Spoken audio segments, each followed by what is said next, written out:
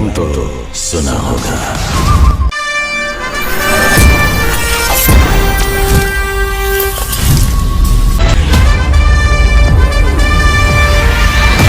तो आज के वीडियो में हम बात करने वाले हैं एयर कंडीशनिंग की कूलिंग के बारे में कि क्या हम जब एसी चलाते हैं तो थोड़ी देर बाद हमें ऐसा लगने लगता है कि जो एसी है वो कूलिंग कम कर रहा है या फिर उसने कूलिंग करना बंद कर दिया है। तो अगर ऐसा कुछ एक्सपीरियंस आपके साथ भी हो रहा है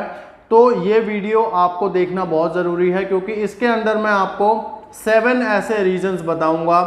जिसकी वजह से कूलिंग इंटरप्ट होती है और हमें ऐसे लगने लगता है कि हमारा जो एसी है वो ठीक से काम नहीं कर रहा। इसमें से कुछ रीज़न ऐसे हैं जिनको आप खुद से ठीक कर सकते हो, कुछ प्रॉब्लम्स ऐसी भी होंगी जिनको ठीक करवाना पड़ेगा टेक्नीशियन से, लेकिन ठीक तो तभी होगा ना वो एसी जब हमें प्रॉब्लम पता होगी। तो प्रॉब्लम या फिर रीजंस जानने के लिए इस वीडियो को पूरा देखिए। जो लोग चैनल पर नए हैं चैनल को सब्सक्राइब कर लीजिए और साथ में ही बेल आइकन को दबाकर सभी नोटिफिकेशंस ऑन कर लीजिए, क्योंकि इस चैनल के ऊपर बहुत ही यूजफुल वीडियोस आते रहते हैं जो आपकी नॉलेज को बढ़ाते रहते हैं। तो सबसे पहले पॉइंट की अगर बात करें, अगर आपको बेशक आपका स्प्लिट एसी है, विंडो एसी है, अगर आपको कूलिंग में कॉम्प्रोमाइज़ फील हो रहा है या आपको लग रहा है कि कूलिंग कम कर रहा है हमारा एसी, जैसे पहले करता था उस तरह से नहीं कर रहा है, तो उसका सबसे पहला प्रमुख जो कारण होता है वो है दोस्तों, या जो चीज़ हमें चेक करनी चाहिए बेसिकली, सबसे पहली जो चीज़ है वो उनकी कूलिंग कॉइल्स, कंडेंसर कॉइल्स या फिर उसमें एयर जो फिल्टर लगे हुए हैं, एसी किसी भी तरह का हो, एयर फिल्टर जरूर लगे होते हैं और उसमें एवापोरेटर और कंडेंसर कॉइल भी होती है। तो इन तीनों को चेक करना बहुत ज़रूरी है, क्योंकि अगर अब मैं बात करूं अगर एवापोरेटर की पहले, तो एवापोरेटर कॉइल कूलिंग कॉइल को कहते हैं, जो विंडो एसी में आगे की तरफ होती है कमरे की तरफ, और जो स्प्लिट एसी होता है उसमें जो इंडोर में जो कॉइल होती है उसको एवापोरेटर कॉइल बोलते हैं या फिर कूलिंग कॉइल बोलते हैं, क्योंकि वो ठंडी होती है। अगर उस कॉइल में गंदगी है, वो चोक हो गई है गंदी होकर, क्योंकि कई लोग ऐसे हैं जो बहुत लंबे लंबे समय तक एसी की सर्विस नहीं करवाते हैं, सिर्फ फिल्टर वगैरह साफ करके एसी को चलाते रहते हैं। ऐसे में वो जो कूलिंग कॉइल्स हैं वो धीरे धीरे उसमें गंद जमा होता रहता है और कुछ सालों बाद वो चोक हो जाती हैं। चोक होने का मतलब वो है वो बंद हो जाती है, वो जाली होती है ना, वो उसके अंदर से एयर सर्कुलेट होती है तो वो बंद हो जाता है रास्ता। तो जब हम सर्विस वगैरह नहीं करवाते हैं एसी की अच्छे से या फिर ना करवाएं लंबे समय तक, तो ये प्रॉब्लम्स आती हैं। तो ऐसे में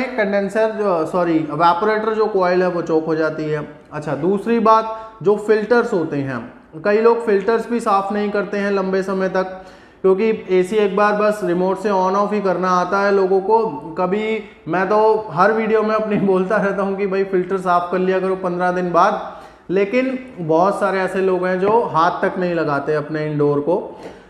तो फिल्टर्स को साफ अगर हम नहीं करेंगे तो वो भी धीरे धीरे जब गंदे होते हैं फिर धीरे धीरे एक कंडीशन ऐसी आ जाती है कि वो बिल्कुल चोक हो जाते हैं, बंद हो जाते हैं, उसके अंदर से हवा पास होनी भी बड़ी मुश्किल से मतलब पास हो पाती है। तो वो एक ऐसी कंडीशन हो जाती है कि जितनी हवा इंडोर को रूम में से चाहिए वो नहीं मिल पाती है, जिसकी वजह से इम्प्रॉपर एवापोरेशन होता है या फिर एवापोरेशन फेलियर हो जाता है कि जो हमारा एसी है उसकी जो फंक्शनिंग है वो सुचारू रूप से तभी चल सकता है जब उसको कमरे की गर्म हवा भरपूर मात्रा में मिलती रहे। तो अगर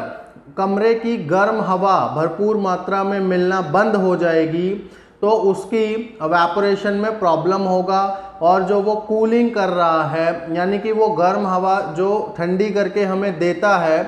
तो जब वो गर्म हवा की मात्रा ही कम हो जाएगी तो कूलिंग वाली जो हवा है उसकी भी तो मात्रा ऑटोमेटिकली कम हो जाएगी। अब इसमें होता क्या है कि जब हमारी कूलिंग कॉइल के अंदर जो पाइप्स होते हैं कॉपर के जिसके अंदर गैस चलती है, तो वो जो गैस होती है वो एक्सट्रीमली चिल्ड होती है, बहुत ज़्यादा ठंडी होती है। तो जब कमरे की गर्म हवा इंडोर में से होती हुई कूलिंग कॉइल में से होती हुई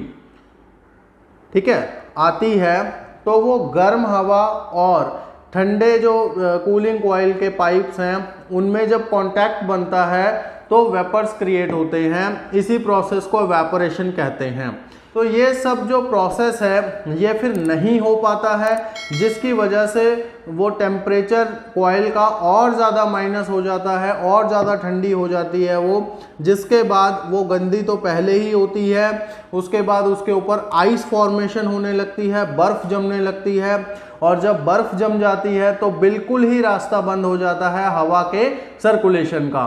जिसकी वजह से कूलिंग कम हो जाती है, एयर फ्लो भी कम हो जाएगा, और जो कूलिंग है वो बिल्कुल बंद भी हो जाती है कई केसेस में। तो अगर आपको कुछ ऐसा फेस कर रहे हो, आपकी कूलिंग कम है, तो सबसे पहले इंडोर का ढक्कन खोल के चेक कर लीजिए कि कॉइल की क्या हालत है या फिर फिल्टर्स की क्या हालत है। दूसरा रीज़न जो है कंडेंसर कॉइल का है। दोस्तों, कंडेंसर कॉइल जो होती है वो आउटडोर में लगी होती है, वहाँ पर जो है वो कॉइल गर्म होती है, ठीक है।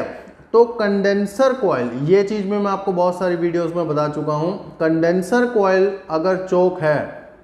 अगर उसके अंदर से हवा क्रॉस नहीं हो पा रही है, तो एसी के अंदर कंडेंसेशन जो है वो इम्प्रॉपर हो जाता है। इस वजह से क्या होता है कि कंडेंसर और ज़्यादा ओवरहीट होने लगता है, और जब वो और ज़्यादा ओवरहीट होने लगता है तो सिस्टम का प्रेशर बढ़ जाता है, गैस का प्रेशर और ज़्यादा इंक्रीज हो जाता है, जिसकी वजह से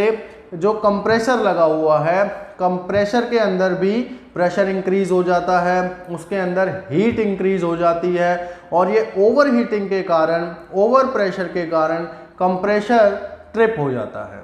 ठीक है। तो ऐसे में जब कंप्रेसर ट्रिप हो जाएगा बार बार ओवर हीट के कारण, तो भी कूलिंग जो है वो इनसफिशिएंट आपको मिलेगी। तो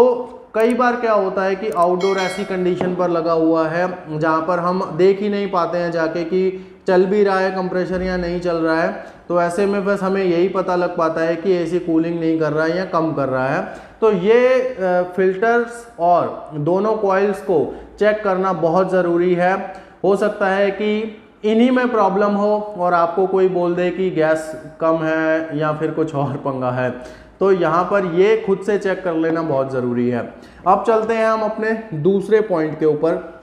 और दूसरा जो पॉइंट है वो है दोस्तों कि एसी के अंदर जितने भी कैपेसिटर्स लगे हुए हैं उनको चेक करना बहुत ज़रूरी है। कैपेसिटर्स का काम होता है मोटर्स को चलाना, ठीक है। तो 3 तरह के कैपेसिटर्स एसी के अंदर लगे होते हैं। अगर मैं स्प्लिट एसी की बात करूं तो एक कैपेसिटर इंडोर के ब्लोअर की जो मोटर होती है उसको चलाने के लिए लगा होता है, एक कैपेसिटर आउटडोर की फैन मोटर के लिए लगा होता है, और एक कैपेसिटर कंप्रेसर के लिए लगा होता है। तो इन तीनों ही कैपेसिटर्स को चेक करना बहुत ज़रूरी है। अगर इन तीनों में से कोई भी कैपेसिटर वीक है तो इस तरह की प्रॉब्लम आपको आएगी कि कूलिंग कम हो रही है। उसका कारण ये है कि अगर इंडोर की जो फैन मोटर है उसका अगर कैपेसिटर सपोज वीक हो गया तो वो क्या करेगा, फैन जो ब्लोअर चल रहा है उसकी स्पीड को कम कर देगा, क्योंकि कैपेसिटर अगर कम करंट दे रहा है तो मोटर कम स्पीड से चलेगी। तो अगर कम स्पीड से चलेगी तो एयर फ्लो कम हो जाएगा, कूलिंग आपको कम लगने लगेगी। उसी तरह से अगर आउटडोर फैन मोटर का कैपेसिटर वीक हो गया है तो वो आउटडोर के जो फैन है उसकी स्पीड को कम कर देगा, जिसकी वजह से कंडेंसेशन प्रॉपर नहीं हो पाएगा और सिस्टम ओवरहीट होकर कंप्रेसर ट्रिप होने लग जाएगा। और इसी तरह से कंप्रेसर का अगर कैपेसिटर वीक हो गया है तो फिर हो सकता है कि कंप्रेसर स्टार्ट ही ना हो या फिर वो कम करंट पे चले, जिसकी वजह से भी फिर वो ओवरहीट होगा। तो ऐसे में सारे कैपेसिटर को भी चेक करना बहुत ज़रूरी है। ये सारी चीज़ें मैं आपको इसलिए बता रहा हूँ क्योंकि ज़्यादातर लोग जब कम हो जाती है कूलिंग तो सीधा बोल देते हैं गैस कम है, लेकिन ऐसा होता नहीं है हर बार, क्योंकि बाकी चीज़ें भी जो हैं वो इफ़ेक्ट डालती हैं इन चीज़ों के ऊपर। तो ये हो गए 2 पॉइंट। अब बात करते हैं तीसरे पॉइंट के ऊपर। जो तीसरा पॉइंट है वो है मेरा रेफ्रिजरेंट के ऊपर, कि रेफ्रिजरेंट का जो प्रेशर है वो चेक करना बहुत ज़रूरी है कि इस पर्टिकुलर कोई भी एसी हो उसके अंदर रेफ्रिजरेंट की कमी है या नहीं है, वो हम चेक कर लेते हैं, प्रेशर से गेज लगाकर चेक कर लेते हैं। तो अगर उसमें कमी है रेफ्रिजरेंट की तो ऑब्वियस सी बात है फिर तो वो कूलिंग कम करेगा ही करेगा। और कूलिंग कम करेगा। दूसरी बात, आउटडोर जो है उसमें दो पाइप लगे होते हैं, एक छोटा पतले वाला होता है, एक मोटे वाला होता है। तो जो पतले वाला पाइप होता है उसको डिस्चार्ज लाइन बोलते हैं, जो मोटे वाला पाइप होता है उसको सक्शन लाइन बोलते हैं। तो जब गैस कम होती है सिस्टम के अंदर तो पतले वाले पाइप के ऊपर आइस फॉर्मेशन होना शुरू हो जाता है। इस चीज़ के ऊपर मैं डिटेल में वीडियो बनाऊंगा, होप सो नेक्स्ट वीडियो आपको मिल जाए कि आइस फॉर्मेशन मोटे पाइप पे और पतले पाइप पे क्या दर्शाती है। तो यहाँ पर सिंपल सा ये समझ लीजिए कि जब सिस्टम में गैस कम होगी तो पतले वाले पाइप के ऊपर मेजरली आपको आइस फॉर्मेशन दिखेगी। और दूसरी बात, जो इवेपोरेटर कॉइल है, इंडोर कॉइल है, उसके ऊपर भी आपको आइस फॉर्मेशन दिख सकती है अगर आपके एसी में गैस कम है तो ऐसे में आपको गैस का प्रेशर ठीक करवाना है, उसकी जो लीकेज जहाँ से हुई है वो ढूंढवा कर उसमें गैस प्रॉपर फिल करवानी है और उसका प्रेशर जो है वो जितना मशीन को चाहिए उतना करवा करके, यानी कि उसकी गैस रिफिल करवा करके फिर आपकी ये प्रॉब्लम ठीक हो जाए। मेरे YouTube चैनल को सब्सक्राइब करें, YouTube पे जाएं, HVACAMJAD अमजद मिला के लिखें और सर्च करें और यहाँ से आप सब्सक्राइब करें।